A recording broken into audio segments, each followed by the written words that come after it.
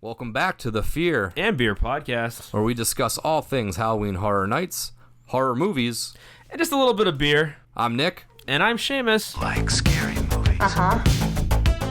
Here's Johnny. It's alive!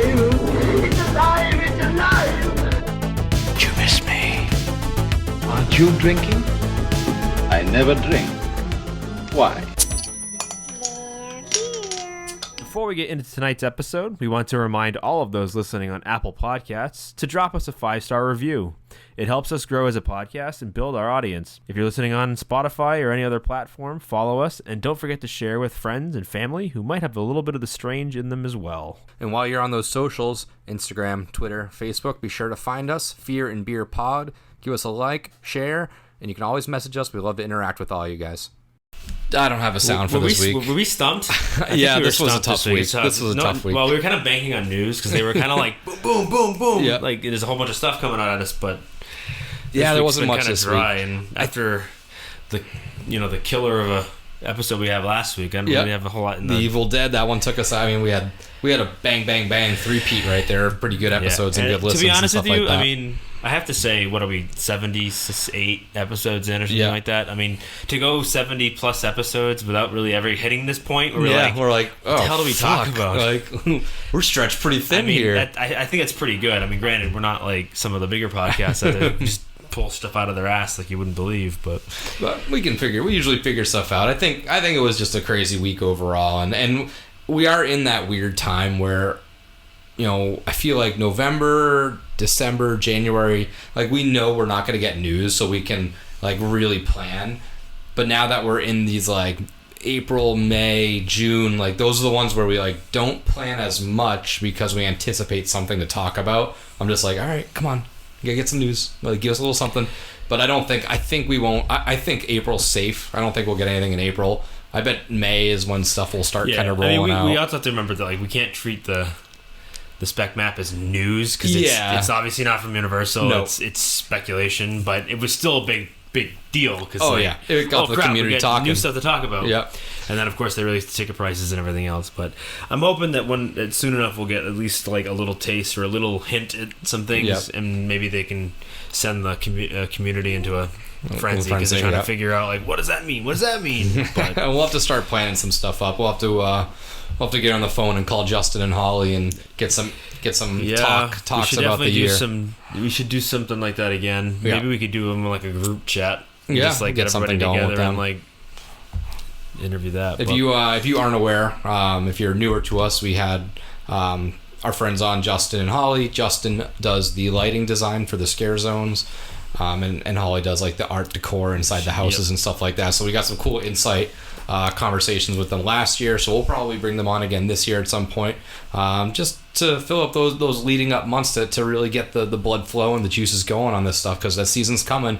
But I think we're a little bit on the outskirts, and obviously this year is back to business as normal, where the past year or two was a little bit off because of all the delays and the stuff that was announced that wasn't announced. It was just kind of a weird year, whereas this is more normal. This is when stuff starts to roll in, so I think it'll be a little quiet until May, and then we'll start seeing some information. So we did kind of pull this episode out of our ass. We asked for some suggestions because we wanted to kind of have a conversation with people, with our actual groups. It sounds good that like, hey, we totally planned this. Yeah, all right. This is totally completely because we have no idea what to talk about maybe tonight. This turns into something so it might, down the line. Let's see what happens, because maybe we'll start getting more questions from the audience, and we won't hit everything that was mentioned because there's some good ones on there that could be full episodes, and even some of these could be full episodes had I not panic posted at like 3:30 in the afternoon asking what people want to talk about, and I could have researched. As we did, so. Yeah, I could have researched a little bit on these. So these are definitely just like straight off the dome piece.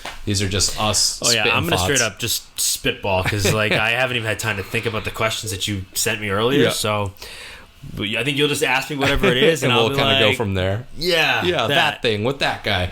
But before we get into the fear, let's get into the beer. Tonight. We got some beers, and I think today is National Beer Day. It is. So happy National Beer Day if you're having a beer with us. I don't really get on board with many fake holidays, but this one I can get on board I can with. get on board with this one is should be celebrated amongst the crowds. Yeah, we should get today off, to be honest with you. I know, right? So this beer, I don't think either of us has really tapped into this beer, this brewery. I don't think I've ever had that brewery before either. So if you want to pull up any info, I'll kind of go through this from the can art perspective. But this is from Drecker Brewing. I think I said it was from Fargo, North Dakota. Fargo, North Dakota. Don't you know?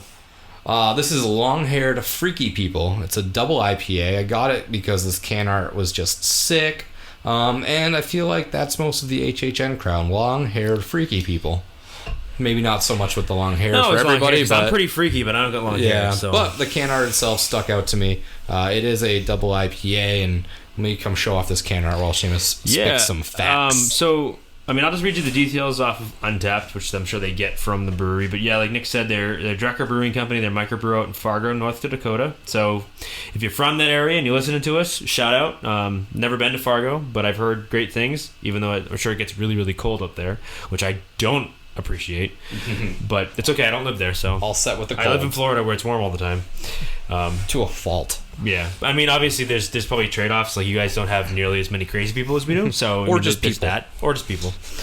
Long-Haired Freaky People is brewed with 100% Vic's Secret hops. So on the can it says it itself that the only hop in it is the Vic's Secret, but it also has it looks like 3 different malts. So it's got Pale 2 Row, Spelt, Oats, and Caraform. So I'm not an expert in like the beer making process. I know a little bit from here and there and tours and stuff, but according to Untapped, like you were saying earlier before we started recording, it's a 0 IBU beer, which is weird for a double. Yeah, so for an IPA, double IPA, like especially. That's unbelievably different. And not to say that it hasn't been done before. I'm sure it has, and I probably had them before, but like it's not common. Yeah, it's a fun route. So to take, that means you're gonna get a really citrusy, fruity, sweet IPA with very little bitter, if at all. So I'm interested to try it. Yeah. Definitely interested to break this down. And it looks like we're going to get a lot of citrus, pineapple, passion fruit, and stone fruit, whatever that is. And then it says balanced bitterness, but I mean, if it's 0 IBU, it can't be that bitter, really. That bitter. But that's all they got on there. I don't really see any other information about it, but I'm interested to pop it open and give it a shot. So let's crack these bad I don't know boys about then. You, but I need a beer after today. Yeah, I hear you. Ooh, buddy. Oh, one of these days I will get back to the liquor store and get the beer and supply the beer again. It has been a while, so I'm stealing. I got some more fun ones. Yeah, I'm gonna go this weekend. Hopefully, if I have some extra spending money. I mean, to be fair, gotta clear it with the. To be fair. No Letterkenny fans. That's all right. You can't respond to us anyways. We're recording right now. Letterkenny. To be fair. Fuck you, Shorzy. Fuck your mom. I haven't really bought many beers either. I mean, we've been scraping the barrels of hand-me-downs and Coors Lights and what have yous and leftovers. So I really haven't ventured out into the beer world myself as of late. So this was overdue. Usually when we have Kevin on, we get a couple crazy rando beers that he's been getting with either ordering online or picking up at the nightly liquors. But this one was I went down to the Half Barrel Project right down there on iDrive. If you're in the Orlando area, check it out. It's a great little tiny, I don't even want to say micro brew. It's just like that literally they brew half barrels. But they get a lot. They have a decent little can selection. They got about 3 fridges full of different things, and they're reaching out with stuff from North Dakota. So they definitely have their ears on the ground, and this is marked on the can from the Independent Craft. So it is part of the Independent Brewers Association. So that's cool. I'm going to let this kind of head settle a little bit because I'm using my fancy Survivor glasses. So we can't really see through. Just noticed that. Yeah. So, I mean, maybe it'll be a Survivor podcast someday. Let's see. Got a ton of head on mine, so I'm gonna give it some time to. I think I do as well, but I can't really tell. So let's jump into just the most I think basic of suggestion, and this was given to us from Sophie the Diz Kid on Instagram, and this was just simply how we got into horror. Now I think the last time we addressed this was on our very first episode. This is a long time ago. So a couple of years ago at this point. I'm sure that we have gained a few people that really don't know our backgrounds, and really it's quite simple, and we'll probably won't spend too much time on this, because if you want more in depth, you can listen to our intro episode from way back in the day, or don't, because it's probably way terrible quality at this point, and worsely put together. But I mean, horror in general has just always kind of been part of our lives, and if you didn't know this, we are cousins, grew up together. We are related. So if you are so new to us that you missed that point, there it is.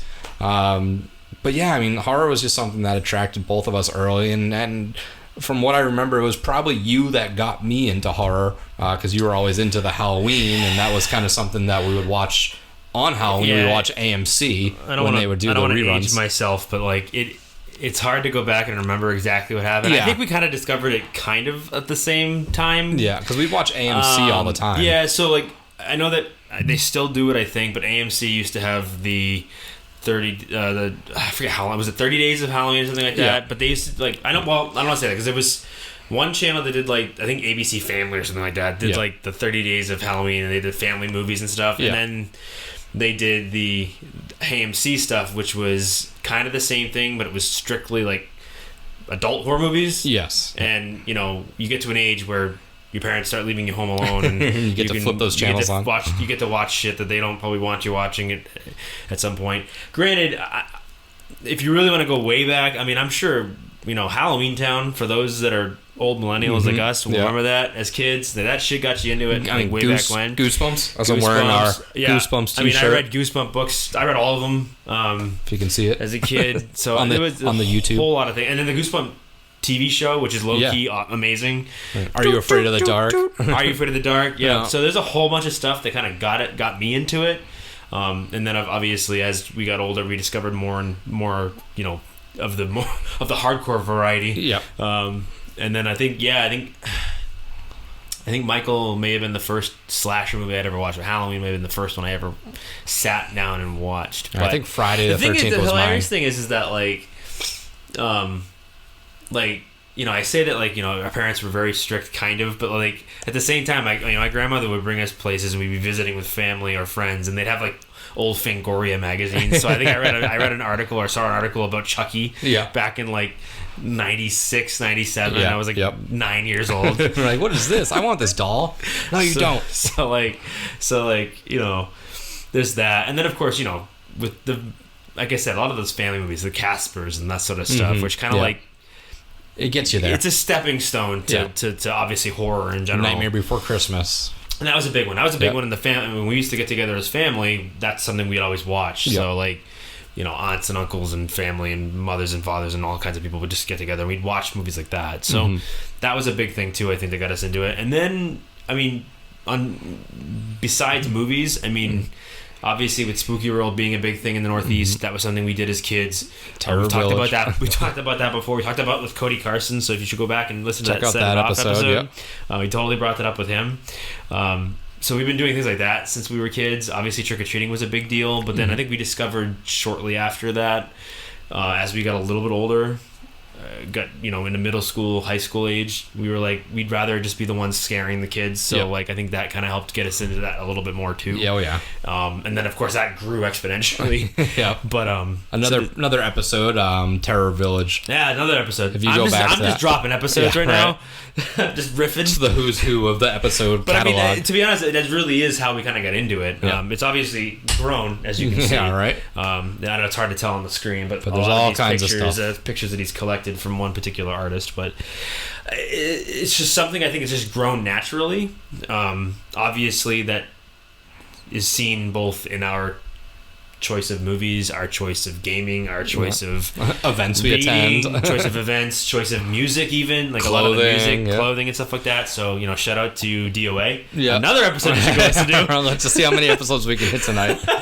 But yeah, I don't know. I mean, that's about as much as I can remember, I mean, Yeah. like I said, it's just kind of grown naturally. It's definitely evolved. I think, I joke when I say my parents were really strict. They were and they weren't. I mean, my dad was kind of easy on what we could do. I mean, I was playing Doom at like 6 years old. So Resident Evil, Doom. Yeah, and that was like parent approved. Like my dad let me play Doom because we were shooting monsters, not people. So that was cool.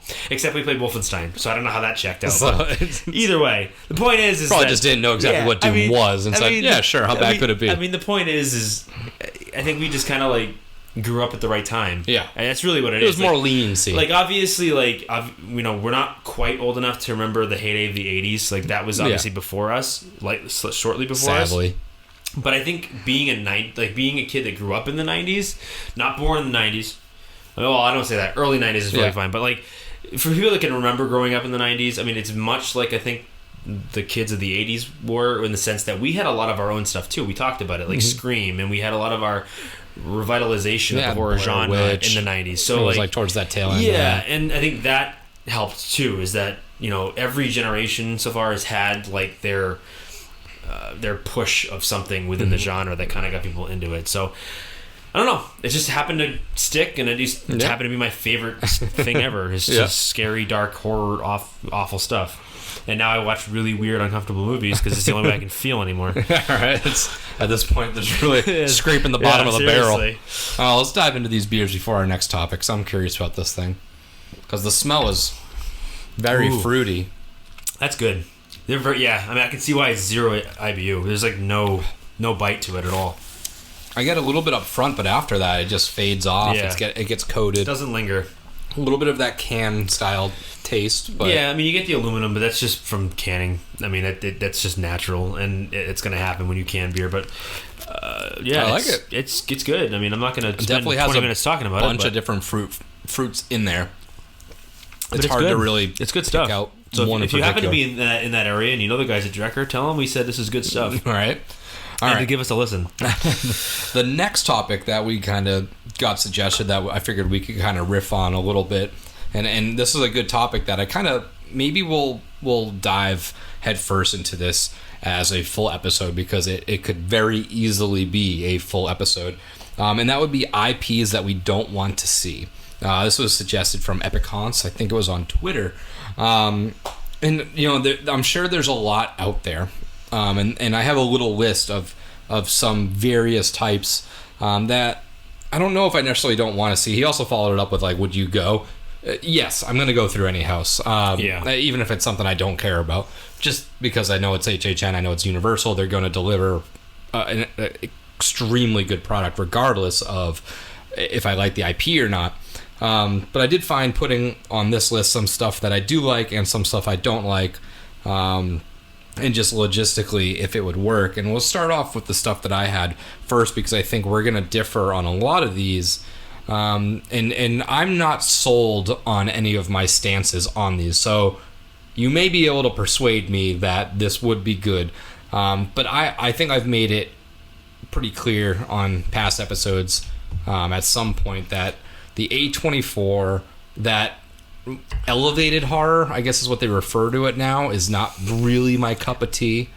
So I think you and I are going to agree on this, but in different ways. Yeah. Obviously, you're not a fan of a lot of the A24 stuff. No, and I wish I was, because I think... Well, and I hate when you say that, because it makes me feel like a fucking like asshole when it comes to movies, because like I love the quote-unquote elevated horror. Yeah. Like I said, when I tell you that I need to watch stuff that makes me feel... Like, these are the only movies recently that have made me feel uncomfortable or feel something when I'm watching it. Because obviously, a lot of movies I'm just like, meh. Yeah. Like, it's fun, it's good, but it's not scary. Yeah. Like, I don't watch a lot of horror for the scare factor, because I don't get scared at horror movies. I know they're fake. It's a movie, yeah. But it's the movies that aren't necessarily so outlandish that like it couldn't potentially happen, or that it couldn't potentially exist somewhere in the world. You could be there in that world. And it's not just A24 films, so we don't pick on A24 films. No, but then I specifically have a couple of those. Right, and I get it. So for like The Strangers, which isn't an A24 film, but to me it's already a classic, even though it came out a couple, 10, 12 years ago or something like that, 15 years ago. It's to me it's a classic already, because it kind of like epitomized, or it perfected the home invasion movie, and that shit can happen to anybody. Yeah. That's scary. So like those are the type of movies like that, and The Invitation, which I've talked highly about before. If you haven't heard, if you've listened to other episodes, Hush. Hush is a great movie, great representation of it. It can happen to anybody, and those movies make me like double check the doorway. Yeah, when I mean, I'm it's watching not creatures, it's not monsters, Right, demons, exactly. whatever. So it's that stuff that makes it. But you're right in the sense that a lot of those films would never work as a house. Yeah. So I don't want to see them as a Yeah, house. because I specifically put out Midsommar, which, again, that's another movie I really want to like because the visuals are really cool. And I think that's why I think that's the only one I could see them potentially finding a way to do it because visually it's so There's a lot to work There's a lot with. to work with. But as far as making a scary house, Yeah, like Not a lot I you just can do don't know with what you could pull, and I guess yes, you could just have characters pop out and be scary, but those movies, like you said, are very situational, and you have to be able to put yourself in there. So for it Correct, to be a yeah, house, 100%. it's a tougher thing to translate. So like Midsommar, Hereditary, The Lighthouse. The Lighthouse, which I actually did like, and talking on A24 films, X. I saw the new A24 X movie, which I I have did. not seen that yet, but I I've actually heard it's enjoyed good. it. It's very 70s. It's very like puts you in there. It's like I forget what one of my friends referenced it, but he referred to it as Texas Chainsaw Massacre meets Boogie Nights. But it was a pretty good film, and it is in that, I guess, elevated horror. There are instances in there that it's an A24 film. It's got the typical naked old ladies to make you feel creepy and weirded out. But I don't think that those could lend themselves. I mean, maybe The Lighthouse, but again, that's just me falling into my nautical love. Hereditary, I know has good images, but again, that's a tough story, I think, to translate into a house. I just don't know if it would. I don't know if it would actually work. And the next house or property, I guess you could say, that I had on my list. And again, we've had a property from him before, and it worked out good. I did enjoy the house, but I feel like this one has less visuals to work with, and that would be Get Out. Yeah, so that's another one where, again, we don't want to say we don't want it because we don't like it, because we both loved Get Out. I love it. I think it's probably still his best film so far. Yep, it's gonna be. And honestly, I don't know if he'll touch it. It's probably gonna be better than Nope. Yep. Nope looks good, And I'm excited because I love aliens. but I'm excited. Yeah, because we don't know what it really. I mean, looks I think like it's gonna be aliens, but you never who knows know. what it's gonna Yeah. be? It's gonna be some socially, aware type horror movie. So it could be anything. But either way, Get Out is good. Again, it's hard to translate to a walkthrough. Yeah. It's when we say this all the time, we talk about the house episodes that we do. You have to make it translate well enough to an actual 3-dimensional walking through experience, and not just an on-screen experience. Like That's when why you're watching a movie, you're experiencing things that the characters are experiencing. Yeah. But there's still a barrier there. So you're watching them experience it. Yeah. Whereas in a house, you're experiencing that particular situation. So how do you make Get Out happen? I mean, I guess you kind of do what the movie did and have you put in really weird, awkward situations, especially when it comes to society in general. But that's going to be hard to really replicate.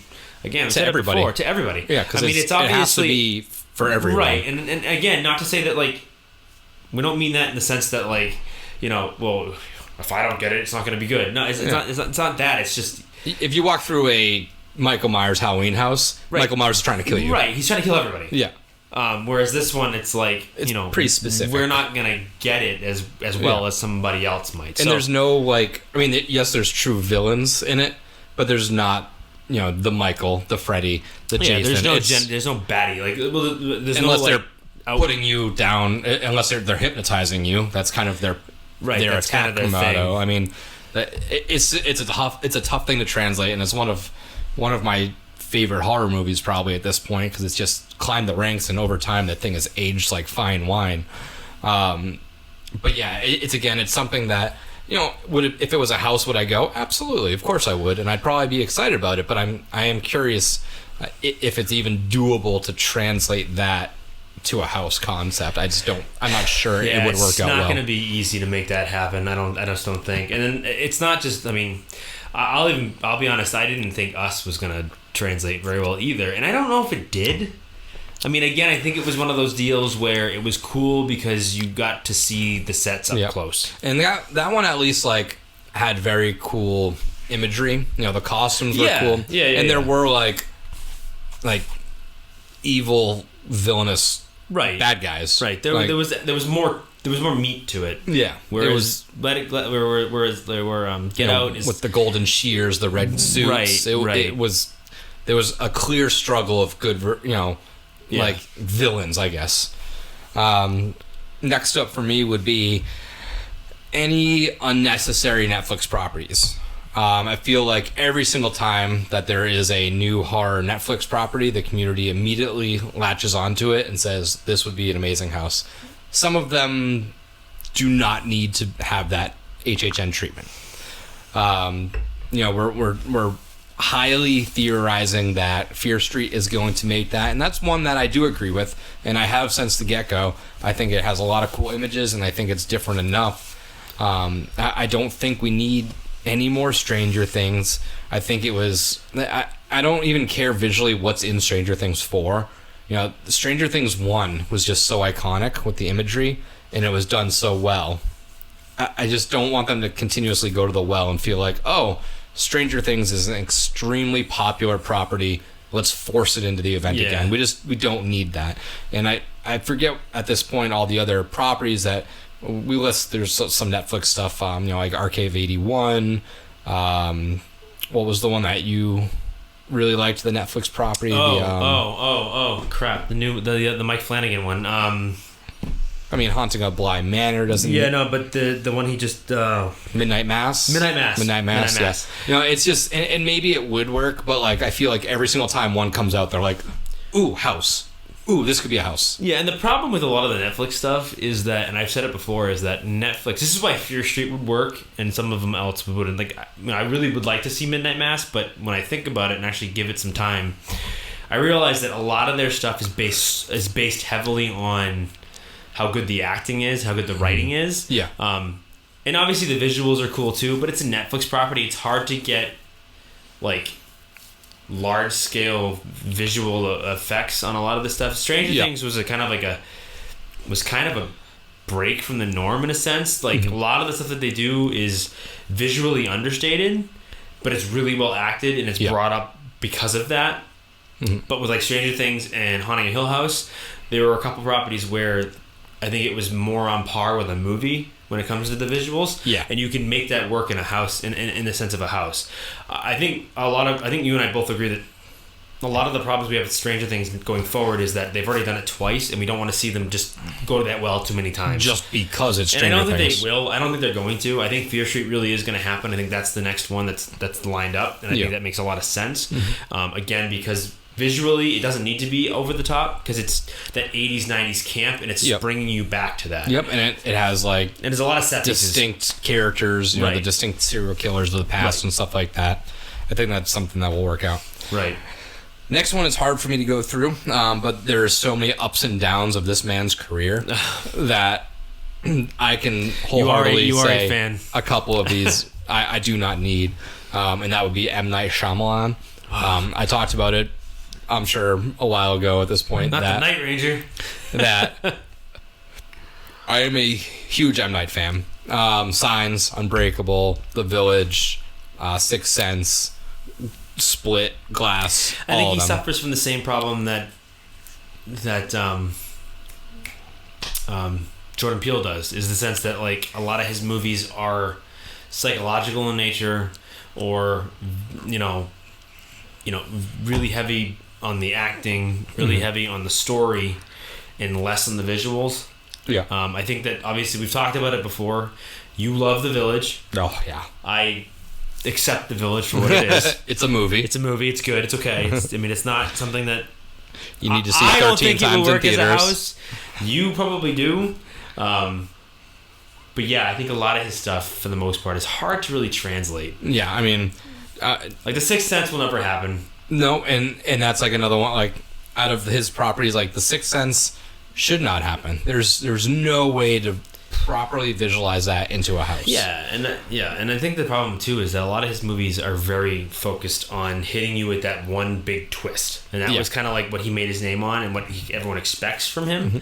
And once that twist happens and you've seen the movie, that cat's out of the bag. There's not a lot of rewatch. There's no putting that milk back in the box, basically. So, or what is it? Toothpaste back in the tube? I don't know what the I don't know what the actual turn of phrase is, but you know what I'm saying. Like it's hard to like build a house around a twist that people know the answer to already. Yeah. Unless you plan on changing it completely. Yeah, and I don't think there would be storyline twist style stuff. Like I do think movies like Signs could work as a house.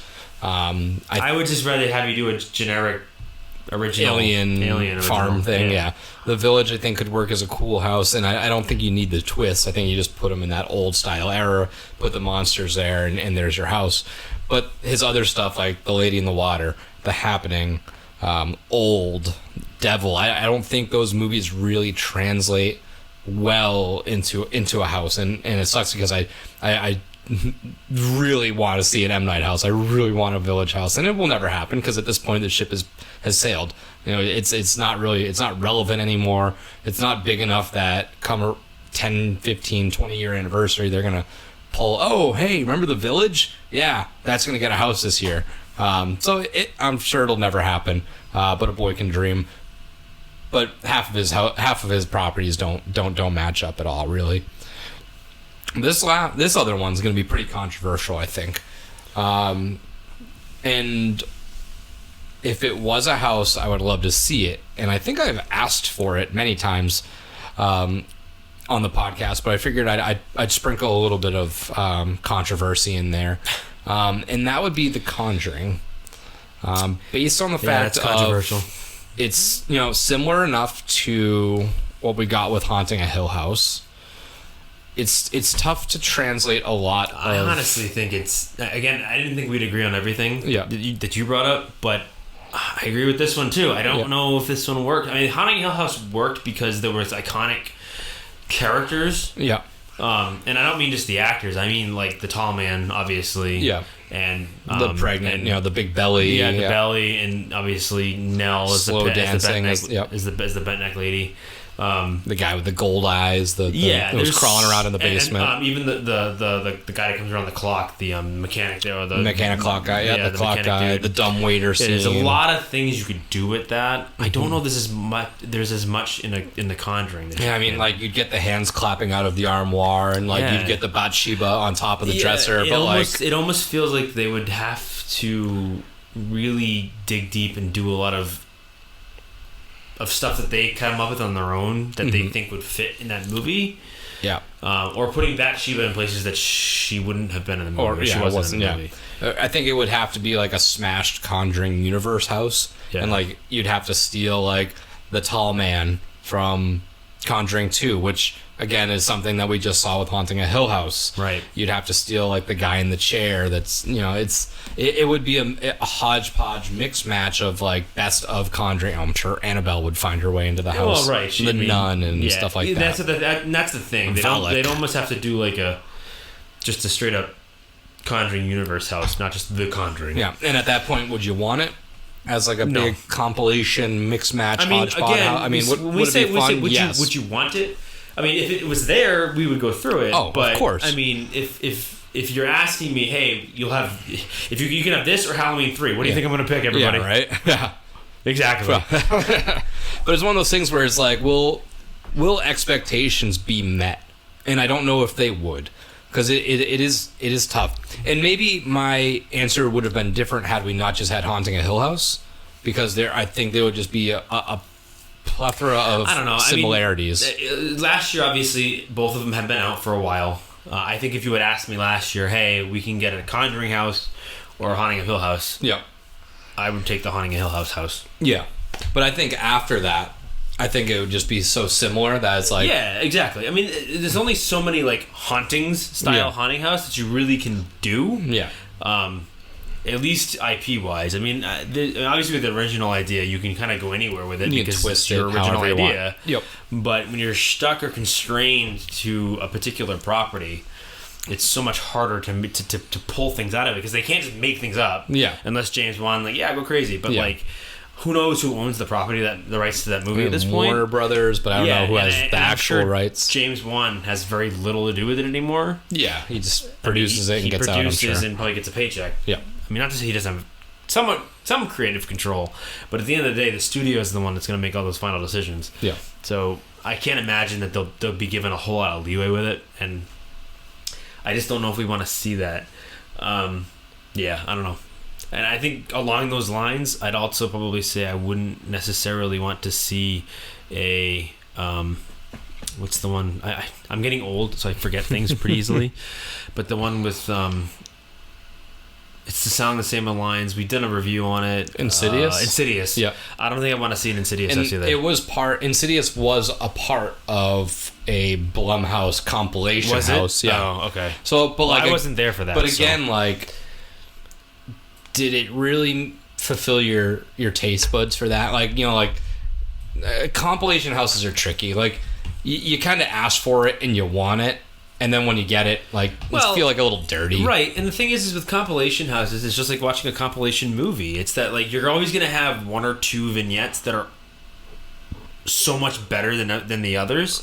So, like, you're almost guaranteed to get one or two scenes where you're like, that wasn't really as good. Yeah, was it worth it? Appreciate the attempt, but it's not really there for me. But that one was a lot better. Yeah. So the question will become: is that particular franchise, that movie, would that be enough to carry an entire house by itself? I think maybe if you compilationed it, like you said with The Conjuring, you did like 1, 2, and 3, and kind of mashed them all together and had like the dead people, and you're walking through the dark zone or whatever you call it. But, I guess if you mash some of that together, you might be able to make something out of it. But I just don't know if you can do enough with it. Yeah, it would be tough.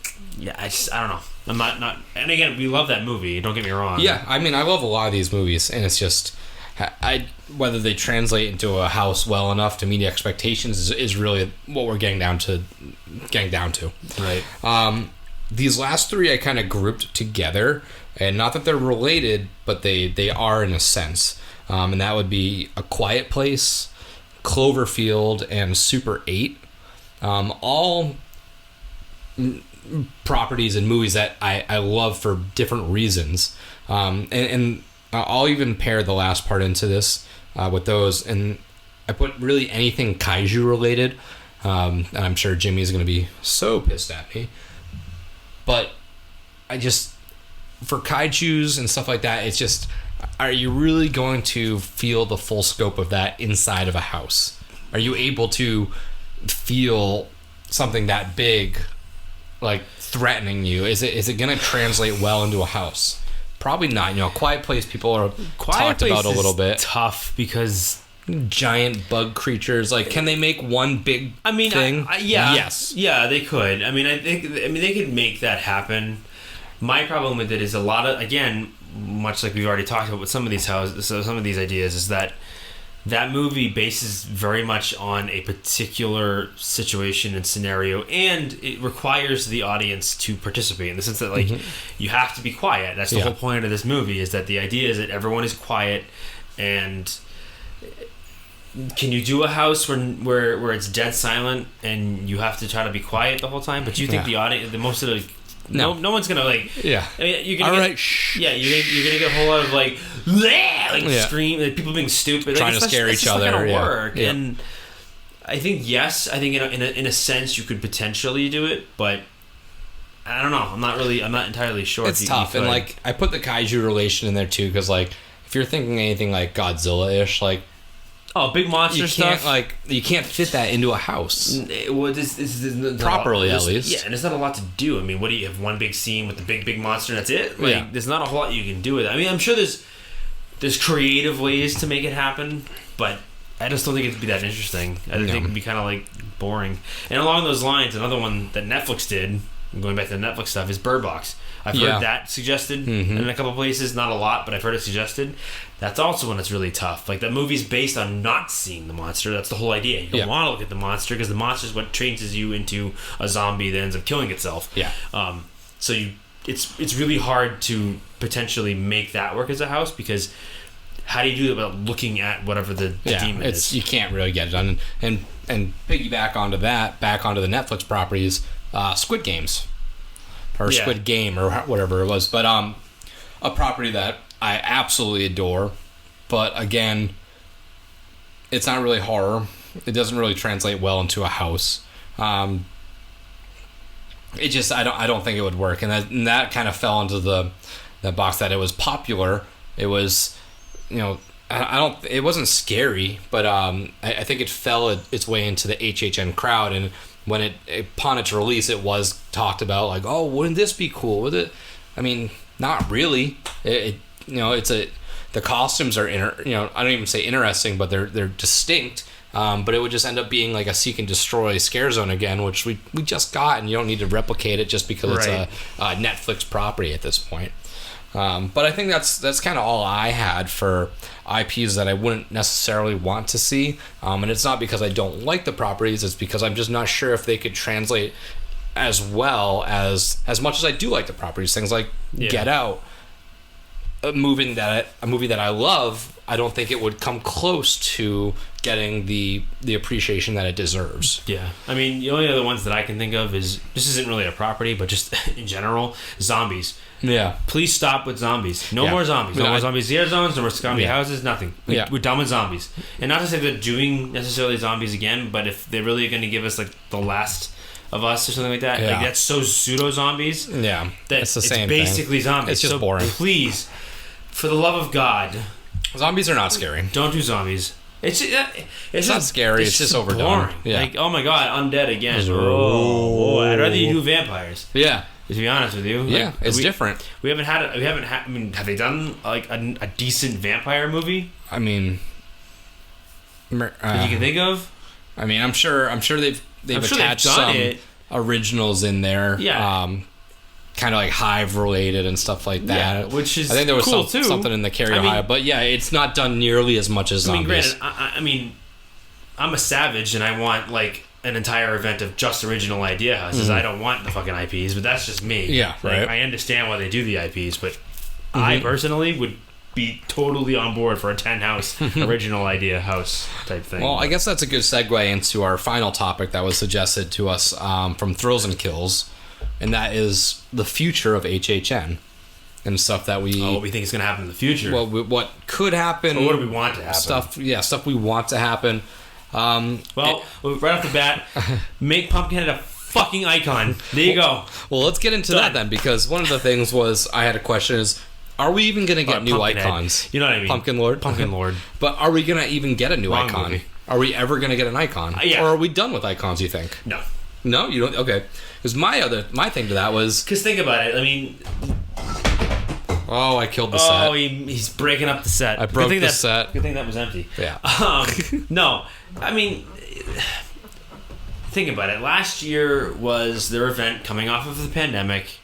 They weren't sure what was going to happen, with ticket sales and crowds and everything else, and it was a smash hit.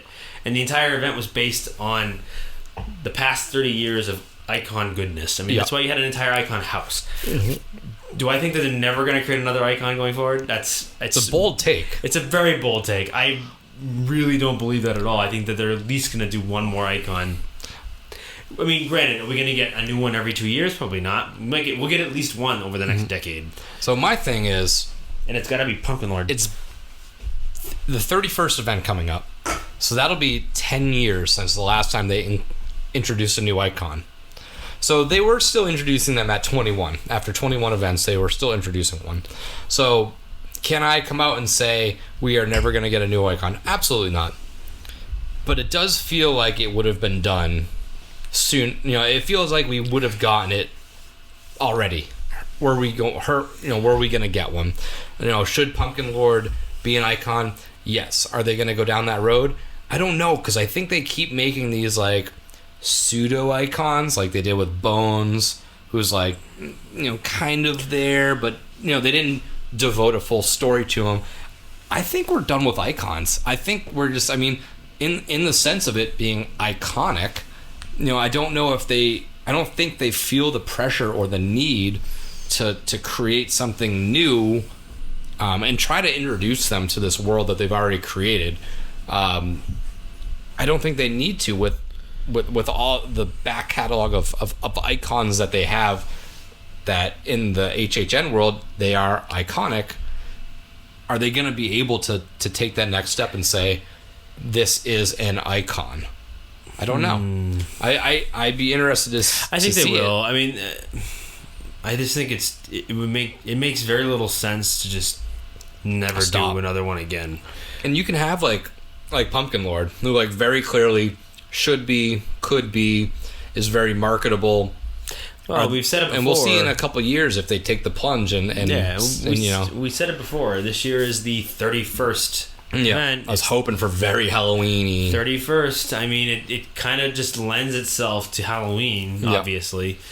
So you only have one 31st event. Mm-hmm. So I think if this is the year you're going to make him specifically an icon, this would be the year to do it. Will they do it? Probably not, but I'm going to say... I can dream. I'm going to say no, we're not going to get another icon. And I probably agree with you. So, no. I mean, I would agree with you that they're not going to make him an icon this year. But I don't agree that they're never going to do it again. And I'm saying that solely because I want them to prove me wrong. Because I know with my luck, as soon as I put this out on air, there's going to be a vignette or promo dropped by HHN on Friday after this airs saying, "Oh, the Pumpkin Lord is back. The new icon is released." And like, I fucking knew it. Gotcha, bitch. But yeah, so that's my stance on like if we're gonna get icons. Houses. Are we going to ever expand the number of houses?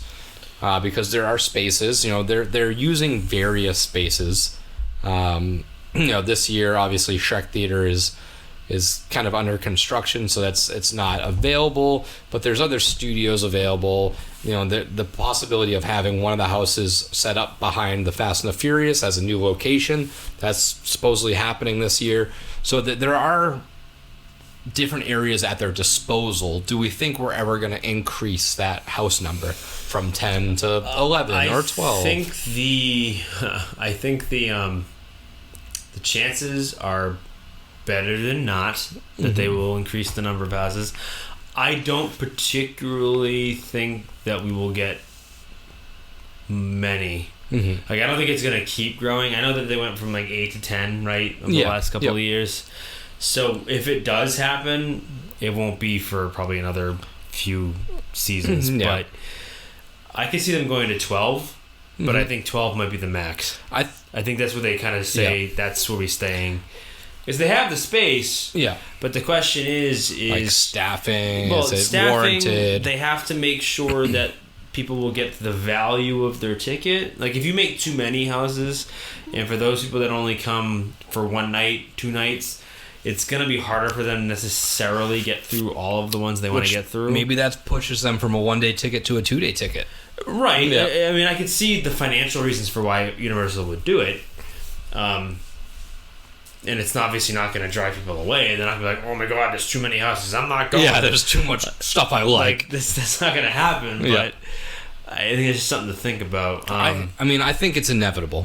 I think it has to happen at some point, right? I mean, there's reasons why it went from 4 to 6 to 8 and to 10. I mean, the last two events that I've been to, I haven't noticed the lines being so bad that like I was like, oh man, they need to increase the number or something because there's just too many people. Yeah, maybe if you go on a Saturday in October, but even the Saturdays that we did go, the 1 or 2 Saturdays we did go, they're not awful. It's doable. I mean, opening weekend we get it, like it's opening weekend, but and even that's not that bad. Opening night, you and I did 6 to 8 houses, of them, I think. And so that's the thing is it can be done, and we don't have the special jump the head of the line express. No. And that's the thing is I think a lot of people that would probably be complaining about wait times is people that probably are going on those peak nights, Friday or Saturday night, in late September, October, late October. But for the people that have that frequent fear, those locals that go those Wednesdays, those Thursdays, those Sundays, it's not as bad as people make it out to seem. I can pull up my app and be like, oh, there's 30-minute waits, 40-minute waits, which for me is not bad because that's a beer or 2 beers in line and just kind of waiting, hanging out, drinking, whatever. But I do think at some point, I mean, you'd have to imagine that it's going to get to a point where it does continue to grow, it does snowball, and you are going to need something to alleviate that. So, like you said, is it going to come soon? Probably not, but I could see them adding an 11th house in a couple years. So again, we've heard the rumors. We're pretty sure that after this year, that stage is coming down. That Fear Factor stage will come down. So, do they have to replace a show? I mean, yeah, they're going to have to replace some sort of people eater. So maybe they put another house in for that reason. Mm-hmm. I mean, obviously you and I would hate to see the show go. I know, and they're going to have to find a way to put a show somewhere. Yeah. Or an 11th house. Yeah, and is that even a trade you'd want? Personally, no. I like the show. I wouldn't. I'd rather him keep the show. But I mean, then again, what stage? I mean, maybe they are gonna use that animal stage. Maybe they can do it some way. I've never sat in there for it, so I don't know what it looks like. But maybe that's something they'll do. Or they're gonna build a makeshift stage for the event. Yeah. Or are they gonna add an additional scare zone?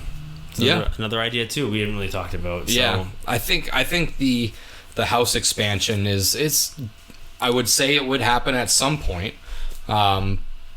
Is it anytime soon? Not really. Maybe 3 years, 4 or 5 years. Yeah, I was gonna say at least a couple. Maybe the next seasons. maybe the next anniversary. Maybe at 35 or something like that. It's a good idea. But I don't think it's anything that they really feel the pressure for, because it doesn't. If you look at the event's tenure throughout the entire 2 months, is every night that jam packed that you need it? Probably not. No, and like I said, it's not. I don't think they would do it because of the crowd sizes. I think it's more so they just want to give you more for your dollar. Yeah. 2 parks. Would we ever do a 2-park HHN? I don't think so. They've done it once, twice. So they've never done. Oh, I don't want to say never because I don't have any reference points. They used to do it, but they did it at Islands. I don't think they've ever done it at both. Yeah, no, and I mean, there is a pathway if you go out to the back and bang a left. So, like, is there a possibility of, like, adding an 11th house over on the island side and have you walk in the back? If there was a way to do 2 parks, that's probably how it would be. So it would be one connected event without you having to go out through the front, through City Walk, back in through the entrance of Islands. That's not realistic. Could they put a big back walkway path similar to like how far back, like where Haunting a Hill House was in Beetlejuice? Yeah, and maybe in that 3, 4, 5 year window that we said that maybe an 11th house could be added, maybe the house being added would be over there, and it would kind of eat people away that way. But as far as like something that consumes 2 parks or even just Islands Adventure in general, I don't think it's going to go over there. I don't think we'll ever see an event take up both parks. No. I think you're asking too much in the sense that they have to shut down both parks now at 5 for a complete switch. For Horror Nights, and you'd have to double your teams. Exactly. I doubt it. If you're asking the question, do you see them ever moving it from Universal to Islands again?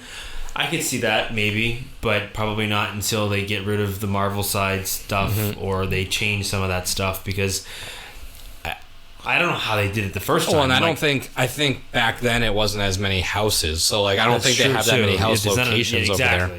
It's not a lot of space over there, so that I can only see them potentially moving it there again, but I don't think they'll do that. I don't see why you would. Yeah, they have it so well situated now with all the different backdrops or the like stages, the sound stages and stuff. Like it just works out so well, and all their scare zones. Yeah, I just don't see why they would do that. No, if it's not broke, don't fix it. Right. Now, my other last thing before we kind of wrap stuff up is, and this isn't anything we can actually even answer because it's pretty much just leveled ground right now, but I'd be very curious to see what happens when Epic Universe opens, that 3rd park that's over on iDrive, if that's going to have any Horror Nights related stuff. There's supposedly a Universal Monsters Land. I'd be curious if that alleviates some of the stress, because if it opens, I'm not sure when it's going to open, maybe 2024, but because it's a not close to Islands or Studios, I'm sure also it being a new park, it's going to be open pretty late. just to get that many people through there because people are going to want to see it. I'd be curious if how much that will affect Horror Nights crowds.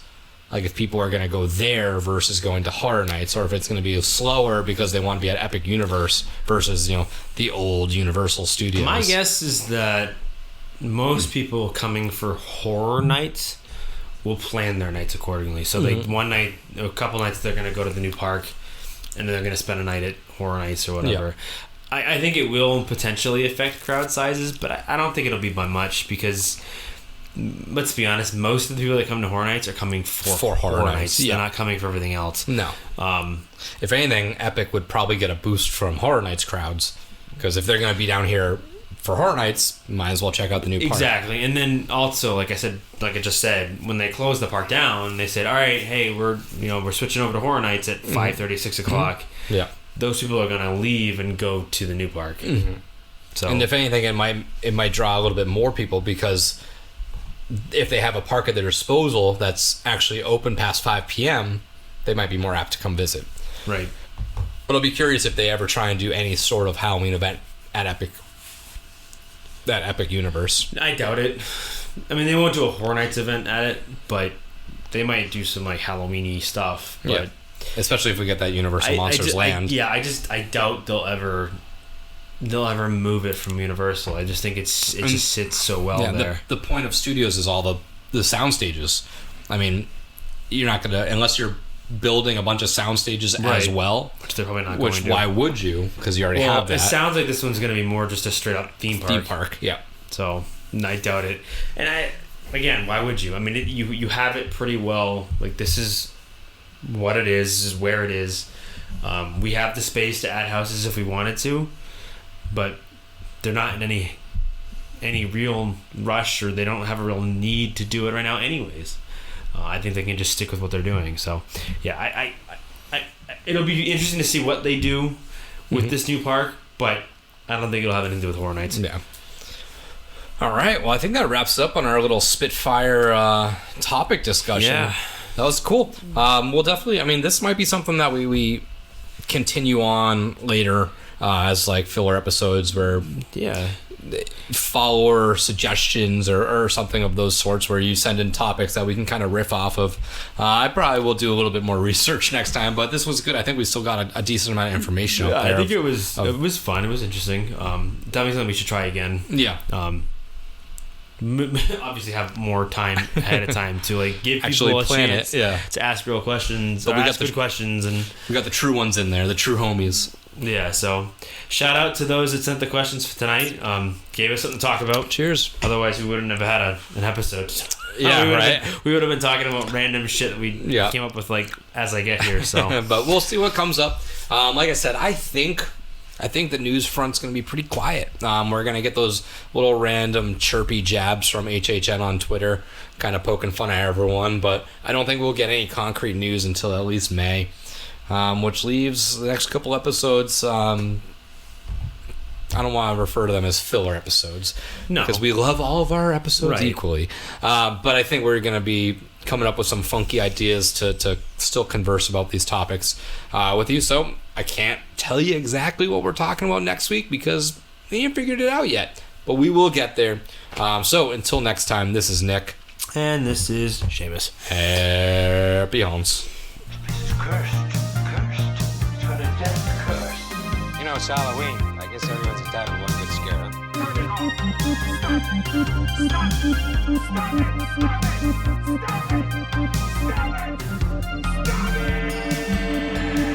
And again, I would just like to thank Vampire Stepdad for letting us use his music for our intro and outro music. So if you would, just go check him out. Spotify, Facebook. Again, that is Vampire Stepdad.